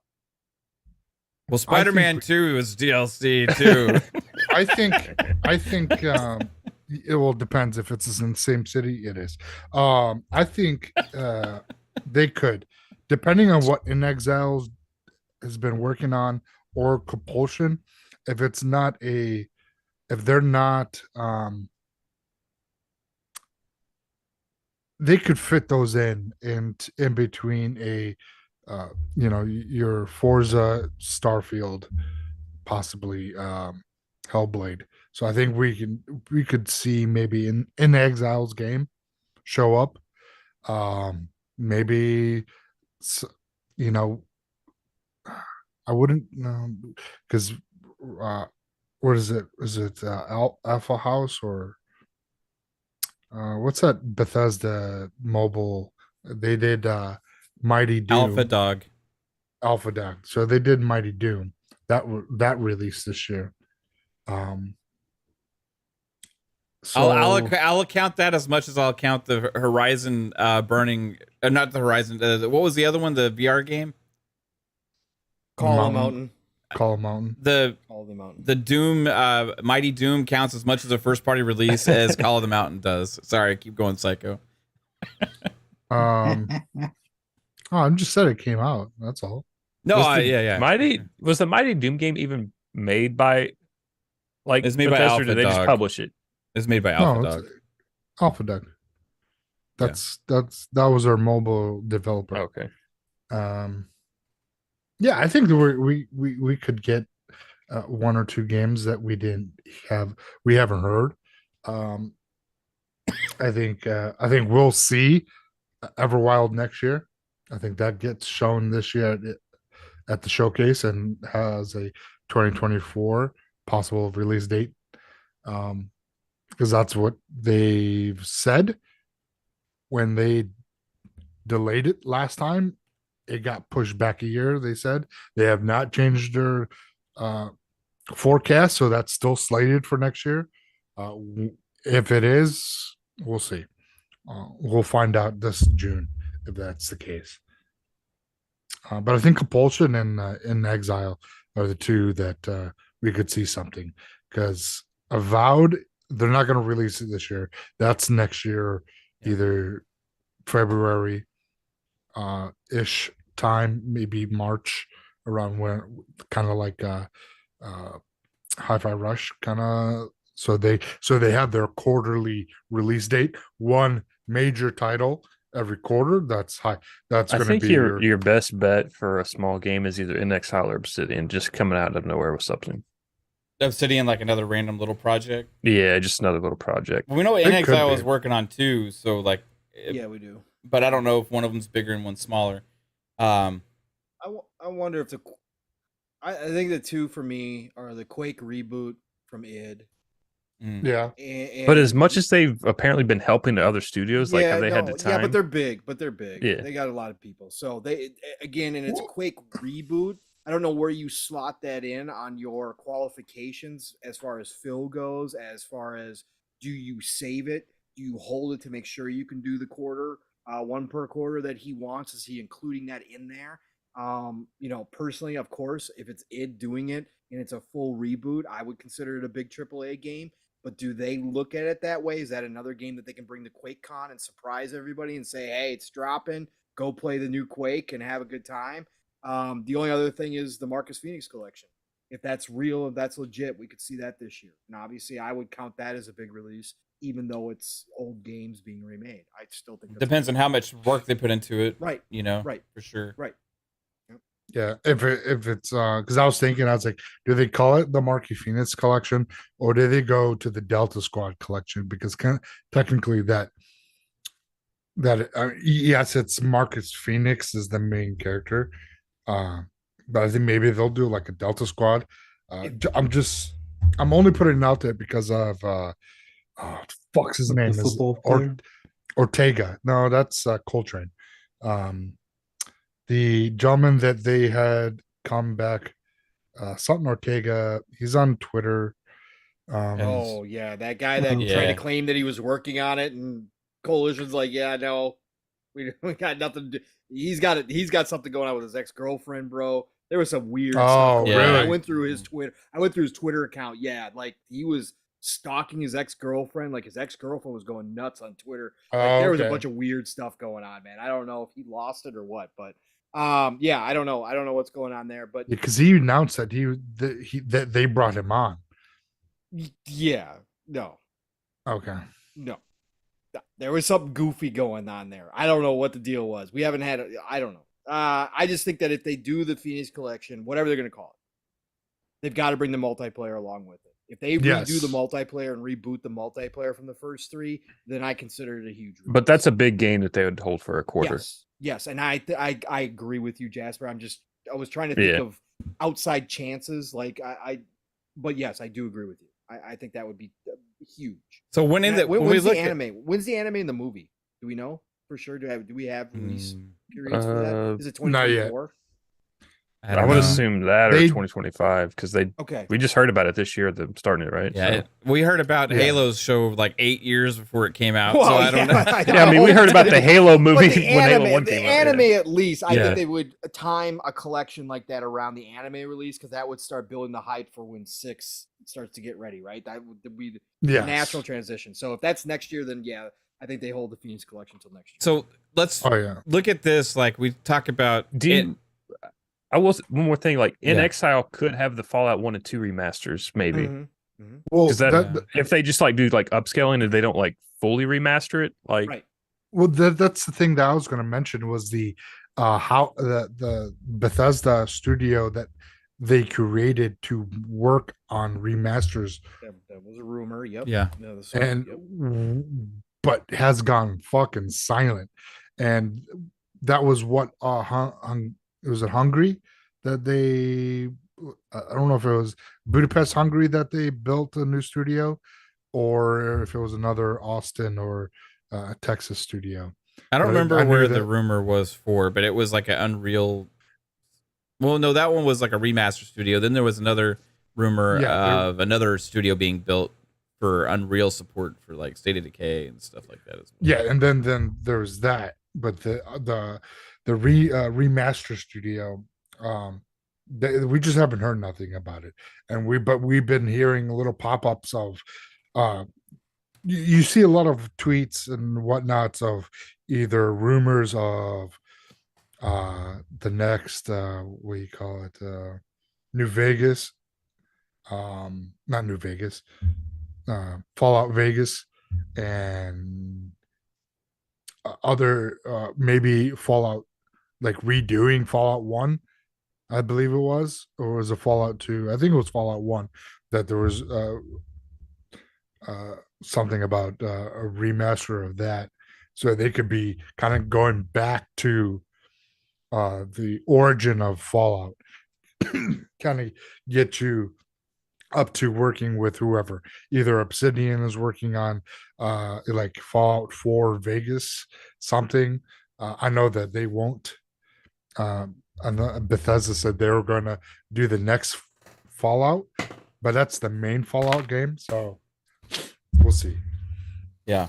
What do you think, Mav? I think that I'm going to have some animal crackers right now is what I think. What about look at the... All right, so Phil seemed ultra confident in this. Finally, we're going to hit this one big game per quarter thing, right? So let's look at what they had so far. You want to say Hi-Fi Rush could be considered in that category, or no? Not big enough? Okay. So, I think it started with Redfall. So you think it started with Redfall. So then 4 months later is Starfield. Okay. But one per quarter should be every 3 months.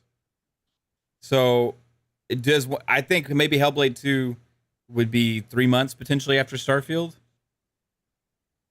I mean, unless if they're counting it like. Well, you're gonna have Forza somewhere in there too. Like, because Forza, yeah, one per quarter, one per quarter could still come out in like. I guess it would be September. Yeah, so like it's still in that quarter. It's just.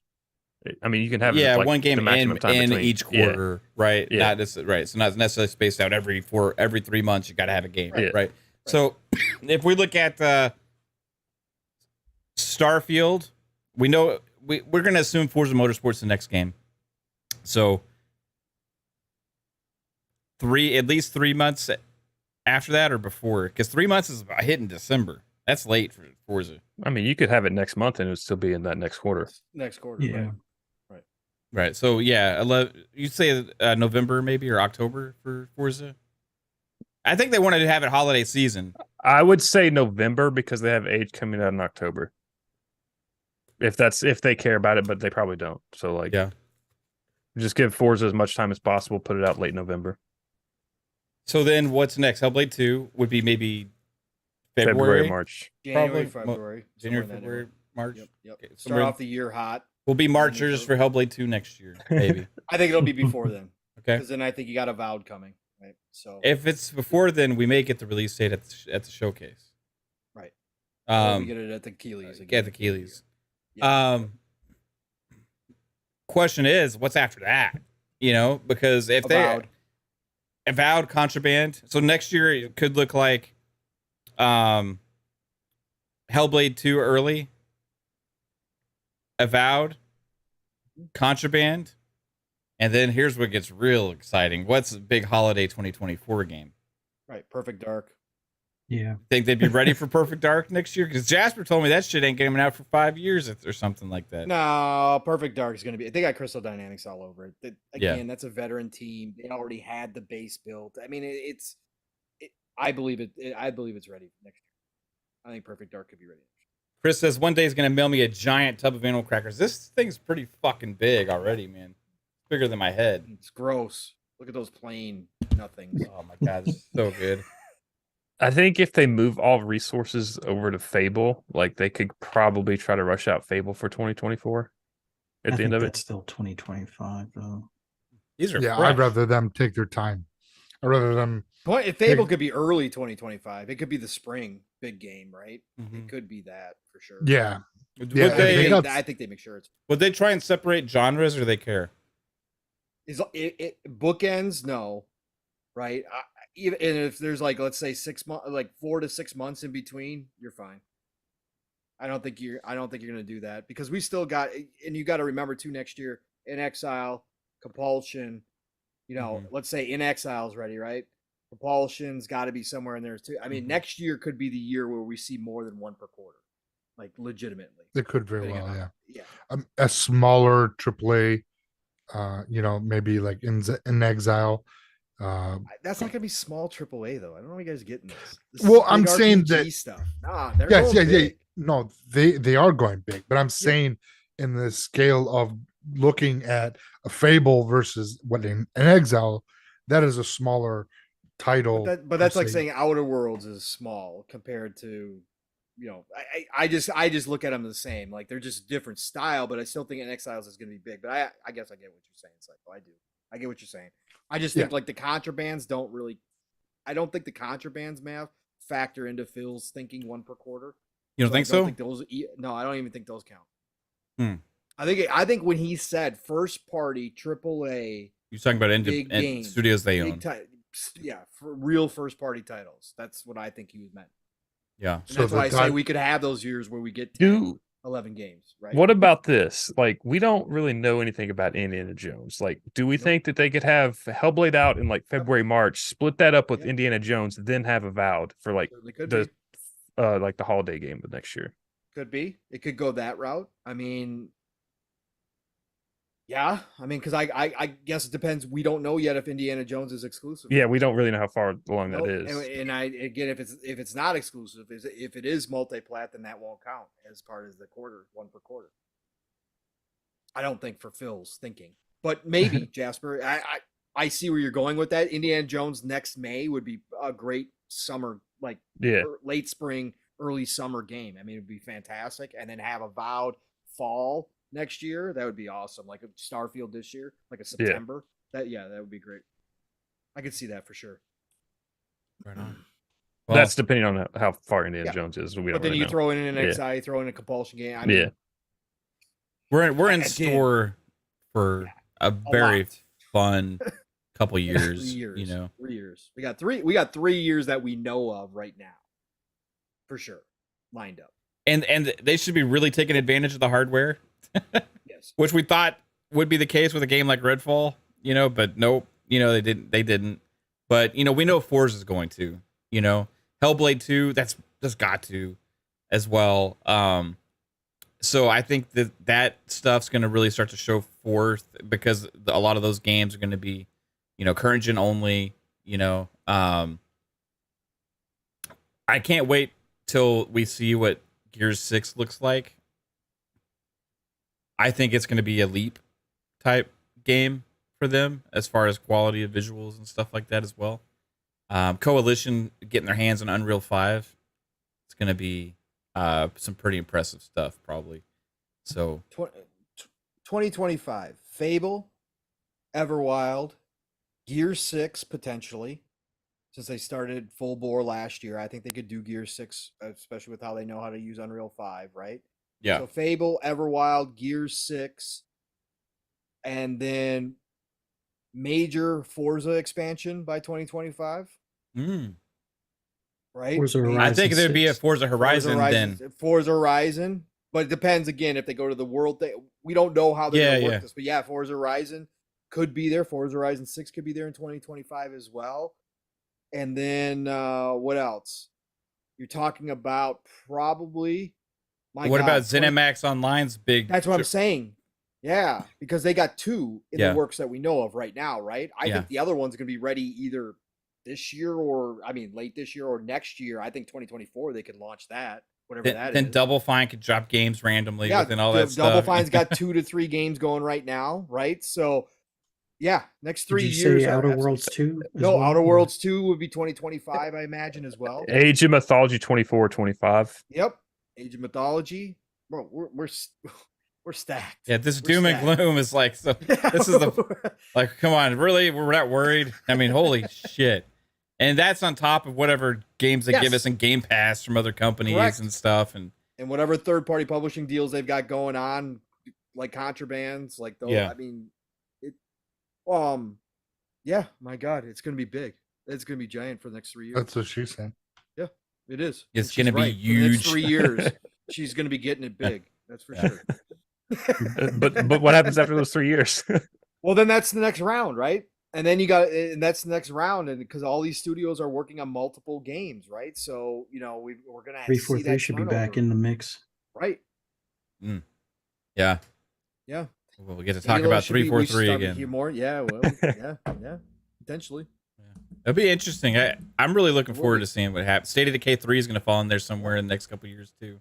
By then, we'll own ABK and Sega in 2025. So, my God. It's still a good chance at ABK. The UK Prime Minister is supposedly maybe doing some stuff. Who knows? Don't anybody hold your breath. Yeah, exactly. But I still say it's a chance. Man, it's gonna be interesting to see what Xbox does to pivot if ABK does not happen, not go through. Yeah, then it's gonna be like, okay, where are you going now? Like, what are you gonna do? If you look at, if you take Phil for what he said in the interview, right? Because he said ABK's not the be all end all, which we knew, but he said it's the accelerant, right? Yeah, for sure. So if you take that accelerant out, they still have a goal of entering the mobile space. So all we're going to see is more acquisitions. Yeah. Probably not the size of ABK, obviously, but they're going to be in a very tactile way, filling in the same kind of holes that they were trying to with ABK, but just doing it in smaller companies, right? And now, again, Sega just picked up Rovio.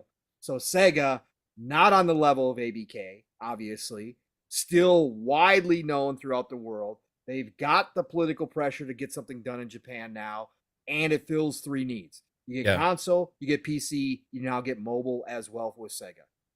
Just saying, it'd be a quick, easy pivot for a lot less money. It's interesting with the UK and the reasoning for their block. Yeah. It would apply to pretty much anything. It could be. That's the problem. So you could take any. You could take any deal and be like, well, this is going to affect the cloud market. Well, like, what the fuck? Who cares? Like, come on. And you guys did see that they also included in that ruling as well. They added that they can't invest in each other either without prior permission. Yeah. Come on, man. Activision can't spend $2.3 billion to buy it. Right. Microsoft can't spend, can't invest money, and all of a sudden Call of Duty all of a sudden is showing up. It's just, again, we've talked it to death. Everybody knows what it is. It's a political move. This gives way too much power to this group of people. Way too much power. Because like you said, Matt, any deal that comes across their desk, if you dig deep enough, you can go, oh yeah, no, we use the same language and we use the same reasoning to block the ABK deal. Just because this is smaller doesn't mean a thing. It's still the same end goal. And it has global repercussions, and it's like no country should have that much power. Like, I look at it and I was wondering, like, well, could they go and make a huge play for WB Discovery or something like that, right? Which would be a smaller acquisition, actually, much smaller. Crazy to think, Batman. You get Batman for less than Call of Duty. I don't know, just in my mind.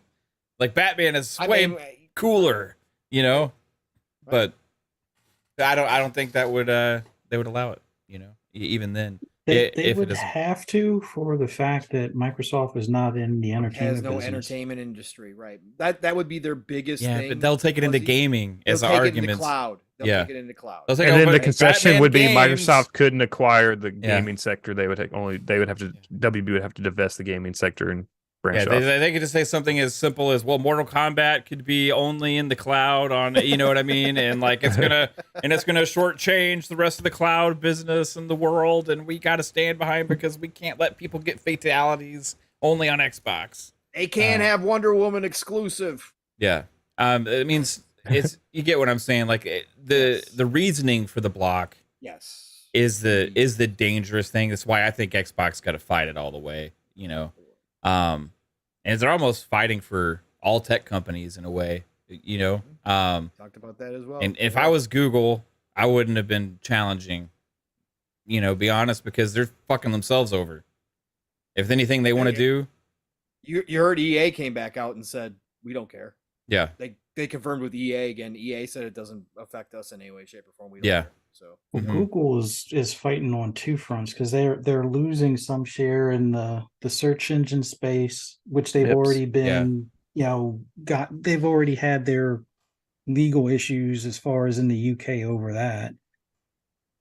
Plus, they're also trying to, I don't know, I guess avoid this whole mobile, attack that Microsoft would be involved in. So I understand why they're doing it. Yeah. It's going to probably come back to bite them in the end, but yeah, it's going to get messy, especially with the way Microsoft is going about with AI now and their search engine and stuff. Yeah, like but that. I mean, Google could theoretically come out tomorrow and be like, "Hey, we got one too." So it's like, well, no, they already have their AI. Yeah. It's not But even. Yeah, I'm just saying, like Google could come out and be like, tomorrow and push theirs out.